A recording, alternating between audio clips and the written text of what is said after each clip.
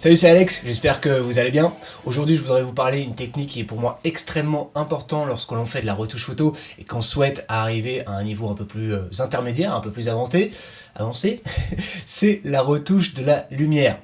Alors, quand on commence, on va simplement sur les réglages de base, dans l'onglet réglages, et on fait de la retouche un peu destructrice, on applique les effets un petit peu comme on veut.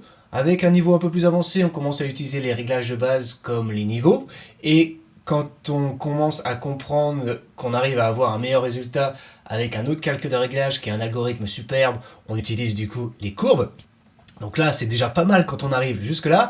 Mais bon, voilà, il y a différentes techniques, il y a différents outils pour pouvoir avoir un bon résultat et surtout pour éviter de perdre du temps, histoire d'avoir donc le meilleur résultat possible en un minimum de clics. Et ce que je vous invite à faire, c'est à ouvrir une première image, de type par exemple portrait ou alors paysage, et à venir utiliser deux calques de réglage. Niveau courbe, c'est vous qui voyez. Dans un premier temps, je vous invite à utiliser les niveaux. Vous bougez simplement la réglette des blancs ou alors la réglette des noirs, mais venez faire ça sur deux calques séparés. Pourquoi ? Un, pour avoir une retouche non destructrice, il est dur à dire celui-là, non destructrice, vous devez pouvoir séparer la lumière et les ombres. Faites une séparation justement de ces deux réglages-là pour venir comprendre ce qui marche et ce qui ne fonctionne pas. Soit c'est les ombres, soit c'est les lumières. Dans un premier temps, je vous invite à vous pencher sur la lumière puisque c'est un réglage plus facile et qui choque un peu plus les yeux. Voilà, donc venez éclairer un petit peu la lumière. On est toujours intéressé par de la lumière que par les ombres, c'est normal, une photo plus lumineuse est plus intéressante visuellement qu'une photo plus sombre, à savoir une photo sous-ex. Donc si vous aimez les photos sous-exposées, c'est bien, mais essayez de guider l'œil avec un point de lumière sur votre portrait ou sur une partie de votre paysage, notamment une montagne par exemple. Voilà, donc guidez l'œil sur les parties les plus intéressantes de votre photo.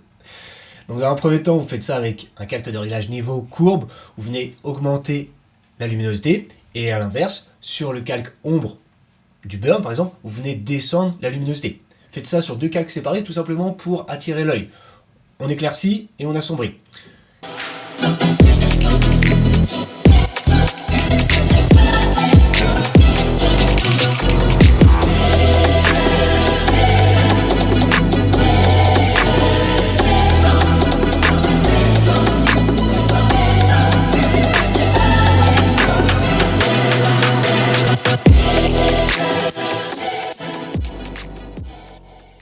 En deuxième partie, on vient faire une correction. Il y a des endroits où ça va être trop sombre, donc il va falloir éclaircir.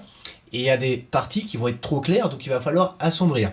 Et pour ça, ce que je vous recommande de faire, c'est de peindre localement, avec le pinceau doux, essayez d'y aller progressivement. Personnellement, je ne recommande pas d'utiliser l'opacité, mais plutôt le flux, surtout si vous avez donc une tablette graphique.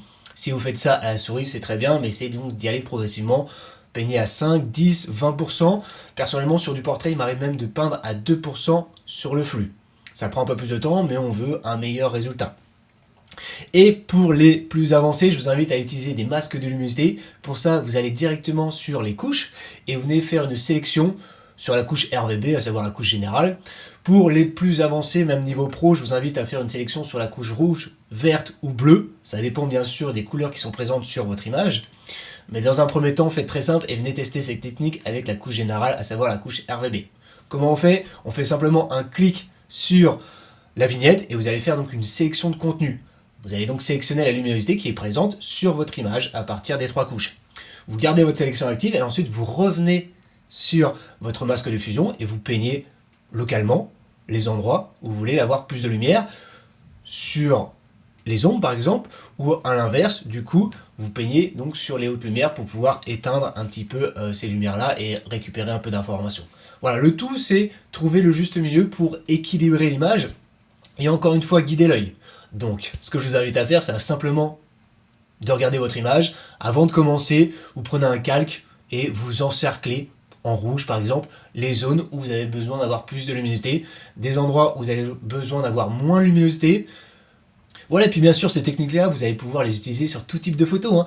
Je vous invite même à les tester sur du paysage, du portrait, que vous fassiez donc du corporate ou de la beauté. enfant, adulte ou papy et mamie, ça marche aussi. Même la photo pour les animaux, la photo de sport, ça marche vachement, surtout si vous voulez faire ressortir des muscles et la transpiration, tout ça, de la texture, ça va hyper bien fonctionner. Voilà, donc testez ça sur un maximum de photos pour voir ce qui fonctionne et ce qui fonctionne pas. Et pour les plus avancés, après vous faites des scripts et voilà, il y a tout ce qu'il faut bien sûr sur le site laretouchephoto.com si vous voulez progresser sur cette technique-là. J'ai fait une formation qui s'appelle Maîtriser le Dodge and Burn, cette fameuse technique, hein. C'est pour moi la technique la plus importante, hein. Si on doit maîtriser une retouche, si on doit choisir une retouche, une seule, hein, pour sublimer une photo, moi je choisis direct le Dodge and Burn. C'est pour moi la meilleure technique avant le split frequency, avant la correction de la chromie. On dit que la photographie c'est écrire de la lumière, donc voilà, il n'y a pas à chercher midi à 14h, on se concentre sur les lumières et sur les ombres, sur 2 calques séparés pour la retouche générale et ensuite la retouche locale, donc encore 2 autres calques. À partir de 4 calques, je pense que vous avez un superbe résultat. Voilà, j'espère en tout cas que cette solution va vous plaire et vous donnera envie de tester ça sur un maximum de photos. Revenez dans les commentaires pour me dire ce que vous en pensez. Et si vous cherchez une formation justement pour maîtriser le Dodge and Burn, pour arriver à un niveau un peu plus supérieur, voire même professionnel, hein, pour prétendre à des projets pour des studios, des campagnes, tout ça, il faut maîtriser quand même certaines techniques, il y a des exigences, je vous invite du coup à les obtenir en cliquant dans la description. Voilà, faites un petit tour sur le site laretouchephoto.com, il y a pas mal d'articles où je partage des solutions, des tutos aussi et des formations donc pour ceux qui souhaitent vraiment atteindre le niveau supérieur. Et il y a plein de bonus comme des templates, des scripts, des guides, faites-vous plaisir, il y a tout plein de ressources que vous n'allez pas trouver du coup sur YouTube. Et puis abonnez-vous à la chaîne hein, si c'est pas déjà fait, on se retrouve pour une nouvelle vidéo la prochaine fois, ciao et bonne retouche hein.